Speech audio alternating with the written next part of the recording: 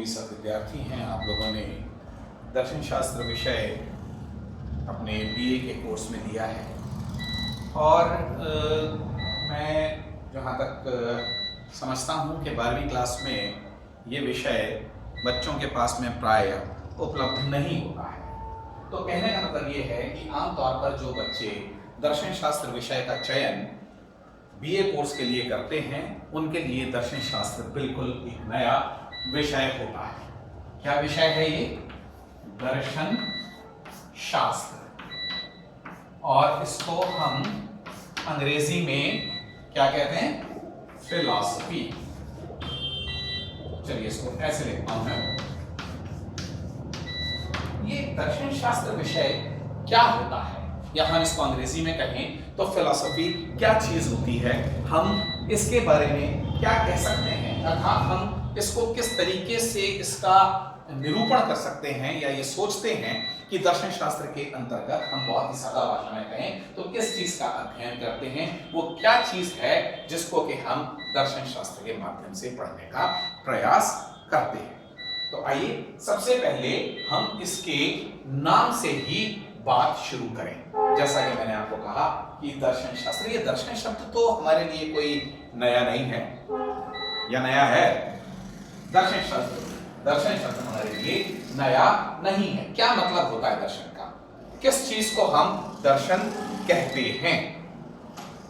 जी दर्शन का मतलब देखना। तो फिर ये देखना का शास्त्र होने का क्या अर्थ हुआ? देखने का शास्त्र कहे जाने का क्या मतलब होता है? हम आमतौर पर बात करते हैं कि साहब मैं तो आपके दर्शन करने चला आया, या बहुत दिनों से आपके दर्शन नहीं हुए, या हम देवालय जाते हैं दर्शन करने के लिए इत्यादि। लेकिन यहां पर हम दर्शन को जब शास्त्र के रूप में देखते हैं तो हम बात थोड़ी सी गहरी करते हैं। दर्शन का अर्थ हम मोटे तौर पर कहें तो देखने से है, लेकिन क्या देखने से है? मुझे बहुत सारी चीजें दिखाई देती हैं, लेकिन सिर्फ दिखाई देने को दर्शन करना नहीं कहते। हम अगर सीधे अपनी बात पर आए तो दर्शन का मतलब है किसी चीज को गहराई से देखना अथवा जानना। तो गहराई से देखना या जानना, गहराई से देखने या जानने का क्या अर्थ होगा? गहराई से देखने या जानने का अर्थ होगा कि हम उसके तत्व तक, अब ये तत्व शब्द देखिए आपको थोड़ा सा नया हो सकता है। आप में से कुछ लोगों ने अगर भौतिक शास्त्र पढ़े होंगे, रसायन शास्त्र पढ़ा होगा, तो वहां पर तत्व की बात की होगी। हम मोटे तौर पर दर्शन शास्त्र के में जब हम प्रवृत्त होते हैं तो हम तत्व के बारे में कह सकते हैं कि तत्व वो अंतिम सत्ता है जिसका उसके आगे विश्लेषण नहीं किया जा सकता। वो सत्ता जो कि अंतिम सत्ता है, जिसके ऊपर बाकी अन्य सारी सत्ताओं का, जितनी भी वस्तुएं हैं, जितनी भी देश और काल में अवस्थित चीजें हैं, उनका निर्माण हुआ है। तो हम तत्व को जानने की कोशिश करें, या वो भौतिक नहीं है, या जिसको हम बाद में बात करेंगे कि मेटाफिजिकल नहीं है, यानी कि तत्व मीमांसीय नहीं है, तो हम उसकी मौलिक अवधारणा क्या है, उसका सार क्या है, जब हम इन चीजों को जानने की कोशिश करते हैं तब हम ये कहते हैं कि हम किसी चीज को गहराई से, यानी कि उसके उस अंतिम छोर तक जाकर के उसको जानना, जिसके बाद में उसके जानने का कोई सीमा नहीं रह जाती। कहने का मतलब उस सीमा तक जान लेना जिस सीमा तक उसकी सत्यता है, या जिस सीमा तक जो उसकी अंतिम सीमा है किसी विषय को, उस अंतिम सीमा तक जानना जिसके बाद में उसको जानना शेष ना रह जाए, यानी कि सार को जानना, तत्व को जानना, सत्य को जानना, या उसके सत्य को जानना। तो इस जानने का जो शास्त्र है, यानी कि इस ज्ञान का जो शास्त्र है, और गंभीरतम और श्रेष्ठतम ज्ञान का जो शास्त्र है, हम मोटे तौर पर कह सकते हैं कि ये दर्शन शास्त्र है। आप लोगों ने देखा होगा कि चाहे आप बीकॉम करें या बीएससी करें या बीए करें, आप इकोनॉमिक्स में एमए करें, पॉलिटिकल साइंस में करें, किसी भी विषय में करें, तो आपको बाद में यदि आप और उच्चतर अध्ययन के लिए जाते हैं तो आप क्या करते हैं? डॉक्टरेट करते हैं। डॉक्टरेट के बाद में आपको कौन सी डिग्री मिलती है? पीएचडी की डिग्री मिलती है। तो ये पीएचडी की डिग्री क्या होती है? क्या मतलब होता है पीएचडी का? Doctor of philosophy. यानी कि आपने पॉलिटिकल साइंस को बहुत गहरे से पढ़ा तो आपने राजनीति विज्ञान के दर्शन तक पहुंच गए। यदि आपने किसी इकोनॉमिक्स को बहुत गहराई से पढ़ा तो पीएचडी इन इकोनॉमिक्स का मतलब क्या हुआ कि आपने इकोनॉमिक्स के सार को समझ लिया, आपने बहुत गहराई से उस विषय का अध्ययन कर लिया। यानी कि हम प्रैक्टिकल पर्पस के लिए, हमारी व्यवहारिक समझ के लिए हम ये कह सकते हैं कि किसी भी चीज का गहराई से या गहनतम अध्ययन दर्शन शास्त्र के अंतर्गत मिलता है, या दर्शन शास्त्र वो विधा है जिसमें किसी विषय का गहनतम अध्ययन किया जाता है। अंग्रेजी में इसको फिलॉसफी कहते हैं, और philo plus sophy is equal to philosophy. अपन यहाँ पर इस तरीके से बात को समझें।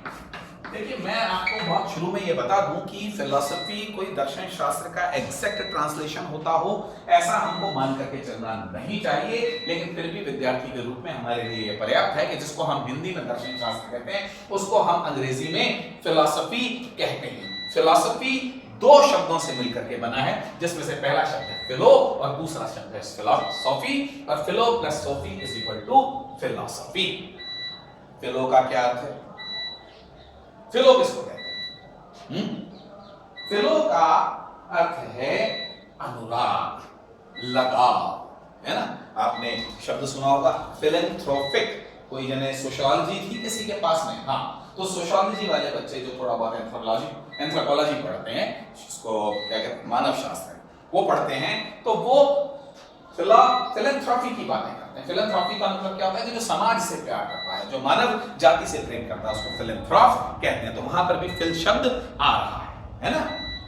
बिब्लियोफाइल एक शब्द होता है। बिब्लियोफाइल का क्या मतलब है? थोड़ा सा टेक्निकल शब्द है, लेकिन बिब्लियो का मतलब होता है किताब, और जो किताबों से प्रेम करता है उसको हम बिब्लियोफाइल कहते हैं। तो फिलो शब्द का अर्थ अनुराग, लगाव, या हम प्रेम कह सकते हैं। और सोफी का मतलब क्या है? सोफी का मतलब क्या है? अनुराग, और सोफी का मतलब ज्ञान। तो ज्ञान के प्रति अनुराग या ज्ञान के प्रति लगाव को हम फिलॉसफी कहते हैं। तो मोटी मोटी बात क्या हुई कि जब हम गहन अध्ययन की बात करते हैं, गहनतम अध्ययन की बात करते हैं, सत्य तक, सत्य तक, तत्व तक, सार तक जाने की बात करते हैं, तो हम उसको हिंदी में दर्शन शास्त्र कहते हैं। और जब हम ज्ञान के प्रति अनुराग की बात करते हैं, हम जिसको कहना चाहिए कि श्रेष्ठ ज्ञान प्राप्त करना चाहते हैं और ज्ञान के सार तक पहुंचना चाहते हैं, किसी भी विषय के सार तक पहुंचना चाहते हैं, अंग्रेजी में भी हम उसको फिलॉसफी कहते हैं, ज्ञान के प्रति अनुराग। अब देखिए, ऐसा हमारे यहाँ पर विद्यार्थियों को समझने में कई बार थोड़ी सी चूक हो जाती है कि पाश्चात्य दर्शन, जिसको हम फिलॉसफी के नाम से इंगित करते रहेंगे, वो कोई बिल्कुल नितांत अलग चीज है, उसमें कोई ऐसी बात नहीं होती है जो कि भारतीय दर्शन में होती है। और भारतीय दर्शन के अंदर आमतौर पर ऐसी धारणा बना लेते हैं लोग बात कि कुछ वैराग्य की बात होगी, कुछ ईश्वर की बात होगी, ये बातें भी होंगी, लेकिन दर्शन शास्त्र कोई धर्म शास्त्र नहीं है। यहाँ पर आपको कोई पूर्वताई और पंडिताई वाली बातें और कोई मंदिर और मठ, ये सारी बातें यहाँ नहीं की जाती। यहाँ पर हम ये देखेंगे, जैसा मैंने आपको बताया, कि सत्य का दर्शन है, तत्व का दर्शन है, गहराई से किसी भी विषय का अध्ययन है, इसके क्षेत्र कौन से होते हैं इनके बारे में हम चर्चा कर लेंगे। तो ये समझते हैं कि जैसे भारतीय दर्शन के अंदर जो उठाए जाने वाले मुद्दे हैं वो नितांत भिन्न हैं, और पाश्चात्य दर्शन के अंदर उठने वाले प्रसंग बिल्कुल भारतीय दर्शन से भिन्न है। ऐसा नहीं है। दर्शन होता है पाश्चात्य कहना या भारतीय कहना, किसी जिसको कहना चाहिए तात्विक भेद के बजाय एक भौगोलिक भेद ज्यादा है। ऐसा कई जगह मिलेगा आपको देखने में कि भारतीय दर्शन के कुछ पक्ष आपको पाश्चात्य दर्शन के ज्यादा नजदीक मिलेंगे बजाय अपने दूसरे दर्शनों के, और पाश्चात्य दर्शन की ऐसी बहुत सी बातें होंगी जो अन्य पाश्चात्य दार्शनिकों से या दर्शनों से भारतीय दर्शन के ज्यादा नजदीक होंगी। हम जैसे जैसे पढ़ते जाएंगे हम इस चीज को समझते जाएंगे कि दर्शन अपने आप में, फिलॉसफी अपने आप में, ये भेद करना सिर्फ एक सुविधा का भेद है। जो दर्शन यहाँ पर उपजे पनपे वो भारतीय दर्शन कहलाए, जो भारत भूमि पर या ज्यादातर भारत या जो भी आप उस समय का प्राचीन जो भौगोलिक परिस्थिति रही होगी, और जो भारतीय परिप्रेक्ष्य में नहीं थे, जो कि विदेशी भूमि। जब हम पाश्चात्य दर्शन की बात करते हैं तो हम आमतौर पर जो हमारे पास में रिकॉर्ड्स या जो हमारे पास में हिस्ट्री उपलब्ध है, हम ये मान करके चलते हैं कि पाश्चात्य दर्शन का उदय यूनान, ग्रीस का नाम सुना है आप लोगों ने? ग्रीस, ग्रीस, यूनान, है ना? बिल्कुल, यूनान, जहां से सिकंदर महान आया। यूनान में हम ये देखते हैं कि पाश्चात्य दर्शन का उदय होता है। और भारतीय दर्शन का उदय कहां होता है? हमारी परंपरा के अनुसार भारतीय संस्कृति सभ्यता के प्राचीनतम ग्रंथ कौन से हैं और विश्व सबसे प्राचीनतम साहित्यिक विश्व धरोहर कौन सी है? जी हाँ, वेदों से। तो भारतीय दर्शन का प्रारंभ, उद्भव हम वेद में देख सकते हैं। लेकिन वेद के विषय में हम सामान्यतः यह कहना ज्यादा सुविधाजनक समझते हैं कि वेद केवल दर्शन के ग्रंथ नहीं है। वेद तो हमारी संस्कृति के, सभ्यता के ग्रंथ हैं, जिसमें अनेक बातें शामिल की गई हैं और बहुत वृहद और विस्तृत चीजें हमारे को वेद में मिलती हैं। दर्शन की बात यदि हम खास तौर से करें तो वेदों की ही परंपरा में आगे लिखे गए ग्रंथ, जिनको हम उपनिषद कहते हैं। क्या कहते हैं?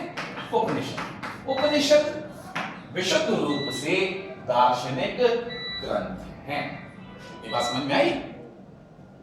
जी हाँ, वेद, हाँ, वेदों के हम ये कहते हैं कि वेद कितने हैं? 4 वेद हैं, है ना? ऋग्वेद, यजुर्वेद, सामवेद और अथर्ववेद। और वेद को हम संहिता कहते हैं। क्या कहते हैं? वेद को हम, ये सब बातें मैं आपको बाद में पढ़ाऊंगा। हम वेद को संहिता कहते हैं। संहिता का मतलब क्या होता है? कलेक्शन। और किस चीज का कलेक्शन है? वेद मंत्रों के कलेक्शंस हैं। मंत्र है, रचनाएं, ये सारी बातें करेंगे। अभी हमको क्या बात देखनी है कि हम यदि उद्गम स्थल की बात करें तो वेदों से उद्गम मिल जाता है। और उपनिषद तक आते आते हमारे यहाँ पर जो दर्शन शास्त्र, जो उपनिषद रूपी नामक जो ग्रंथ हैं, वो विशुद्ध रूप से हम ये कह सकते हैं कि दार्शनिक डिस्कोर्स के ग्रंथ हैं। चलिए, आपने पाश्चात्य दर्शन कहा, आपने भारतीय दर्शन कहा, और आपने ये भी मान लिया कि कोई बहुत फंडामेंटल डिफरेंस नहीं है पाश्चात्य दर्शन में और भारतीय दर्शन में। लेकिन फिर भी मोटे तौर पर हम कुछ भेद करने की बात शुरू करें तो हम सामान्यतया कहां से बात शुरू करते हैं, जिसको हम ये कह सकते हैं कि भारतीय दर्शन की प्रमुख विशेषताओं की बात कर सकते हैं। हम भारतीय दर्शन के चारित्रिक लक्षणों की बात यदि हमसे कोई पूछे, हम किसी भी विषय को पढ़ते हैं तो हमसे ये पूछा जाए, या मान लीजिए हमको ये मालूम होना चाहिए कि इसकी विशेषताएं क्या है, तो भारतीय दर्शन की विशेषताएं क्या हैं? भारतीय दर्शन की विशेषताओं में हम शामिल कर सकते हैं सबसे पहली बात, भारतीय दर्शन अध्यात्मवादी दर्शन है। ये अध्यात्मवाद का क्या मतलब होता है? What does it mean to say that Indian philosophy is spiritualistic? What does it mean? देखिए, स्पिरिट का मतलब किससे होता है? आत्मा से होता है। तो भारतीय दर्शन के अंदर आत्मा या सोल सब्सटेंस के ऊपर अधिक बल दिया गया है। तो ये आत्मा के बारे में कुछ लोग इस तरीके से बात सोचने लग जाते हैं कि आत्माओं की बातें करता है, आत्माओं की बातें, वहां पर आत्माएं घूमती हैं, भटकती हैं, इस तरीके से बात करते हैं ना आत्माओं को लेकर के। ऐसा नहीं। आत्मा का मतलब भारतीय दर्शन में जिस प्रकार से माना गया कि मनुष्य का जो तत्व है वो उसकी आत्मा है, और हम यहाँ पर संसार, ऐसा देखिए लोग बात इस तरीके से बात करते हैं, देखिए संसार कौन है ना, ब्रह्म सत्यम जगत मिथ्या, ये बात कह दी और इसको हमने भारतीय दर्शन का फुल स्टॉप मान लिया।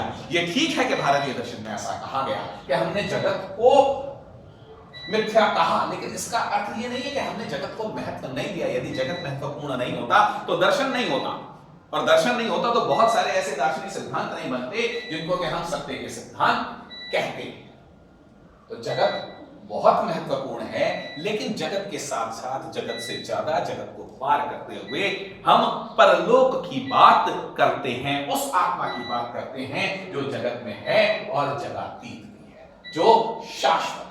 तो हम ये देखेंगे कि मनुष्य को यहाँ पर केवल हाड़ मांस का पुतला नहीं माना गया, बल्कि मनुष्य का एक तत्व है, वो तत्व उसकी आत्मा है, और आत्मा को प्राय शाश्वत स्वीकार किया गया है। देखिए, जब मैं भारतीय दर्शन के सामान्य लक्षणों की बात करता हूं तो हमको ये मान लेना चाहिए, ये मान करके चलना चाहिए कि सामान्य का मतलब सामान्य ही है। सामान्य का मतलब necessarily present in every system नहीं है। और इस तरीके से जब हम बात करते हैं भारतीय दर्शन 9 schools of Indian philosophy, 9 schools of Indian philosophy की बात होती है। 9 schools of Indian philosophy का मतलब क्या है कि भारतीय दार्शनिक परंपरा के 9 मतों की बात होती है, और इन 9 मतों को हमारा सबसे बड़ा जो एक ब्रॉड डिस्टिंक्शन है वो होता है आस्तिक, और नास्तिक। भारतीय दर्शन कितने प्रकार के हैं?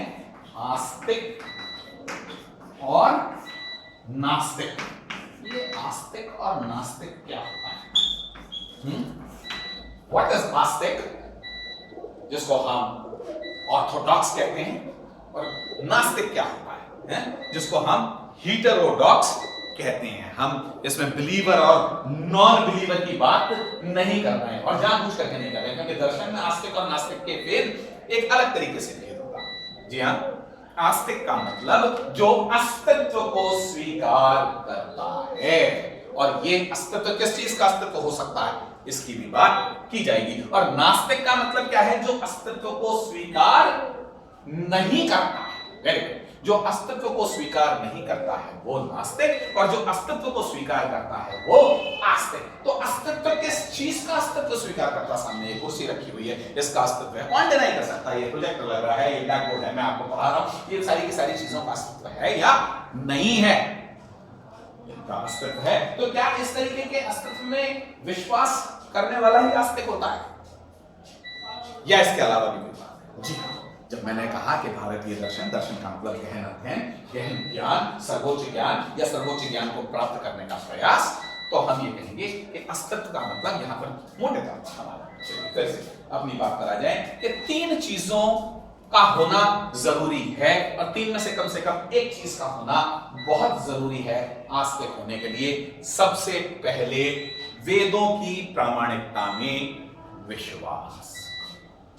जी हाँ, ईश्वर की बात नहीं हो रही है अभी, है ना? आस्तिक का मतलब उसने जो भगवान को माने वो आस्तिक, और जो भगवान को नहीं माने वो नास्तिक, ऐसा नहीं है। ऐसी भी बात करेंगे जो आत्मा के अस्तित्व को माने वो आस्तिक, और जो ये माने कि आत्मा नाम की कोई चीज होती ही नहीं है वो नास्तिक। और इसके अतिरिक्त अंतिम रूप में हम ये कहते हैं कि जो ईश्वर के अस्तित्व को माने वो आस्तिक, और जो ईश्वर के अस्तित्व को न माने वो नास्तिक। तो भारतीय दर्शन, देखिए दर्शन का मतलब मैंने क्या कहा आपको पहले कि ईश्वर और मठ वगैरह को स्थापित करने की कोशिश करता हो, ऐसा नहीं है। अंश रूप में यह प्राप्त है, लेकिन दर्शन का लक्ष्य ये नहीं है। भारतीय दर्शन का लक्ष्य क्या है? इस बात पर भी आएंगे। भारतीय दर्शन का लक्ष्य मुक्ति है। अब मुक्ति का क्या होता है, कैसे प्राप्त होती है, उसका क्या स्वरूप होता है, ये सारे के सारे प्रश्न मिलेंगे। लेकिन भारतीय दर्शन का मतलब, भारतीय दर्शन का लक्ष्य मुक्ति है। किस चीज से मुक्ति है ये भी हम देखेंगे अभी, जैसे हमारी बात आगे चलेगी। तो कुछ दर्शन आस्तिक हैं और कुछ दर्शन नास्तिक हैं। हम नास्तिक दर्शनों से बात शुरू करें तो उसमें हम ये लेते हैं चार्वाक दर्शन, जैन दर्शन। हाँ, ये एक बड़ी बात है। दर्शन की दृष्टि से जैन दर्शन एक नास्तिक दर्शन है, और बौद्ध दर्शन भी नास्तिक दर्शन है। और आस्तिक दर्शन यानी कि जो वेद की प्रामाणिकता को मानते हैं, आत्म तत्व को मानते हैं, इनको हम आमतौर पर षट दर्शन कहते हैं। क्या कहते हैं? षट दर्शन। षट का मतलब छह। तो ये छह दर्शन कौन से हैं? सांख्य योग, न्याय वैशेषिक, मीमांसा और वेदांत। हमने इनके युग्म बना रखे हैं, ये छह हैं, लेकिन हम इनको तीन के तरीके से पढ़ लेते हैं, इनको आपस में जोड़ देते हैं। लेकिन ये आपस कुल मिलाकर के मत ये हुए छह। और यहां पर नास्तिक दर्शनों में कितने मत हुए? चार्वाक, जैन और बौद्ध। बात चल रही थी कि सामान्य लक्षण क्या है। सामान्य लक्षण जो आमतौर पर इन सब में पाए जाते हैं, लेकिन जरूरी नहीं है कि सारे के सारे लक्षण सारे के सारे दर्शनों में पाए जाते हों, ये जरूरी नहीं है। तो जैसे मैंने आपको कहा कि प्रथम चार्वाक जो दर्शन है, घोर नास्तिक दर्शन हम जिसको कहते हैं, उसमें आत्मा के अस्तित्व को भी नहीं माना गया, वेदों को प्रामाणिक भी नहीं माना गया, और आत्मा की अमरता को भी स्वीकार नहीं किया गया। लेकिन फिर भी जब हम बात करते हैं भारतीय दर्शन के सामान्य चरित्र की या सामान्य लक्षणों की, तो हम उसको अध्यात्मवादी स्वीकार करते हैं। अध्यात्मवाद के अलावा जो मैंने कहा कि मुक्ति, भारतीय दर्शन अपनी जो सोच है और अपनी जो अप्रोच है उसमें एक प्रैक्टिकल विधा है। तो प्रैक्टिकल क्या होता है? प्रैक्टिकल तो आपके ज्योग्राफी में होते हैं, या साइंस पढ़ते थे, फिजिक्स में होते थे। तो भारतीय दर्शन में प्रैक्टिकल जैसा क्या है? जब ये कहा गया कि भारतीय दर्शन का दृष्टिकोण प्रैक्टिकल है या व्यावहारिक है, तो कहने का ये प्रयास किया जा रहा है इसमें, या ये समझाया जा रहा है प्रैक्टिकल कहने से कि देखिए इसकी जो दृष्टिकोण है, अप्रोच है, वो प्रैक्टिकल है का अर्थ ये है कि वो वास्तविक समस्याओं से जूझने वाली विधा है। और वास्तविक समस्याएं क्या है? किसी को कोई समस्या होती है या नहीं होती है? हम जीवन में अनेक प्रकार की समस्याओं का सामना करते हैं, बल्कि हम यहां तक कहते हैं कि जीवन का नाम ही समस्या है। आपको ऐसा कहने वाले बहुत लोग मिलेंगे, है ना। बौद्ध दर्शन में कहा गया कि सर्वम दुखम, हर चीज हमको दुख देती है। तो समस्याएं दुख देती हैं, दुख के निवारण ढूंढने की विधा या अप्रोच या अध्ययन हम दर्शन शास्त्र में करते हैं। तो भारतीय दर्शन के अप्रोच या दृष्टिकोण कैसा है? व्यावहारिक है। जो व्यावहारिक दुख है, दुख को आप डिनाई नहीं कर सकते, है ना। आप कितना भी कहें कि ये जगत मिथ्या है और ये दुखों सब भ्रम है, ये कहना एक बात है, लेकिन दुख से मुक्ति पाना, अगर भ्रम है तो ठीक है ना, किसी न किसी तरीके से भ्रम दूर हो जाए, वही हमारी दुखों से मुक्ति है। तो भारतीय दर्शन दुख से, पेन से, सफरिंग से मुक्ति का प्रयास करता है, ना केवल प्रयास करता है बल्कि इसके लिए आपको रास्ता बताता है और आपको उन निष्कर्षों तक ले जाता है कि जिनको यदि आप अंगीकार करें, आप स्वीकार करें, तो आप दुख से मुक्ति पा सकते हैं। किसी एक इंडिविजुअल की बात नहीं है यहाँ पर, किसी एक धर्म की बात नहीं है यहाँ पर, सिर्फ भारतीय लोगों की मुक्ति का प्रयास करता है। देखिए दर्शन की खूबी क्या होती है कि इसकी अप्रोच यूनिवर्सल होती है। वो ये नहीं कह रहा है कि भारतीय दर्शन सिर्फ भारतीय लोगों के ऊपर लागू होता है। पाश्चात्य जगत में भी ये नहीं कहा जा रहा है कि जो पाश्चात्य दर्शन है वो सिर्फ पाश्चात्य दर्शन लोगों पर लागू होता है। दर्शन अपने स्वभाव से सार्वभौमिक, सार्वजनीन होने का प्रयास करता है। खैर, है ना, अध्यात्मवादी है, व्यावहारिक है, और फिर इसके बाद में यह कहा जाता है कि भारतीय दर्शन निराशावादी दर्शन है। कैसे? ओह, सर्वम दुखम, दुखी दुख है। ये संसार तो कैसा है? भवसागर है। ये वो मंच है जहां पर दुखों के अलावा कुछ भी नहीं है। जब महात्मा बुद्ध ने कहा सर्वम दुखम, तो उन्होंने कहा कि जो चीजें खुशी देती हुई, सुख देती हुई प्रतीत होती हैं, वो भी वास्तव में मेरे दुख का कारण है। और ये निराशावाद से भरा हुआ है। इस संसार को, जीवन को बंधन कहा गया। बंधन तो कोई, आजकल तो आजादी के नारे बहुत लगते हैं, तो बंधन तो कोई अच्छी चीज नहीं है, कोई स्वीकार करने लायक चीज नहीं है। तो बंधन कहा गया। बंधन कहे जाने का मतलब क्या है? कि किसी प्रकार का दुख है। और ये जीवन क्या है? ये बंधन ही है। जीवन कहो या बंधन कहो, एक ही बात है। तो फिर मतलब क्या हो गया कि भारतीय दर्शन निराशावादी है। ठीक है, निराशावादी है, लेकिन ये निराशावाद कोई फाइनल निराशावाद नहीं है। यहां पर इस चीज से निराशा जरूर है कि दुख है, बंधन है, कष्ट है, सफरिंग है, लेकिन दर्शन में ये प्रयास किया गया, ये बताया गया कि आप इन दुखों से मुक्ति पा सकते हो। तो दुखों से मुक्ति पाने का क्या मतलब हुआ? कि मेरे सिर में दर्द हुआ, मैंने एक पैरासिटामोल या डिस्प्रिन की गोली खा ली और मेरा सिर दर्द ठीक हो गया, लेकिन फिर मेरे को 2-4 घंटे बाद सिर दर्द होने लगा। तो ये दुखों से मुक्ति हुई या नहीं हुई? ये दुखों से क्षणिक, ये एक टेम्परेरी मुक्ति है ना।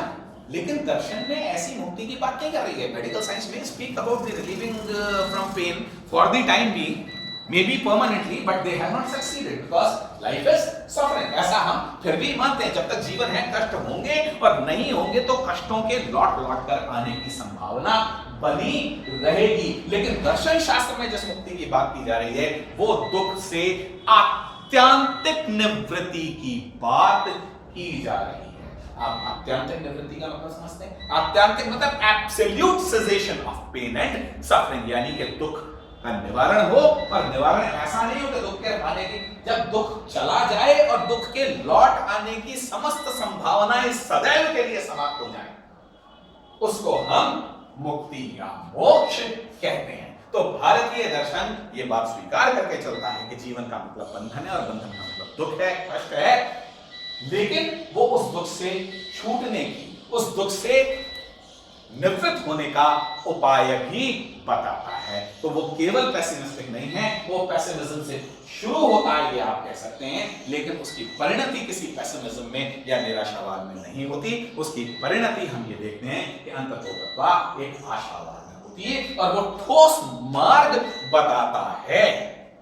और नैतिक रूप से और तार्किक रूप से ये सारी की सारी बातें आपके सामने दर्शन शास्त्र में की जाती हैं। तो दर्शन शास्त्र के लक्षणों में आप उसको सिर्फ निराशा तक ना रखें, बल्कि ये देखें कि दर्शन शास्त्र अंततोगत्वा आपके अंदर एक आशावाद का संचार भी करता है। मेरी बात समझ में आई?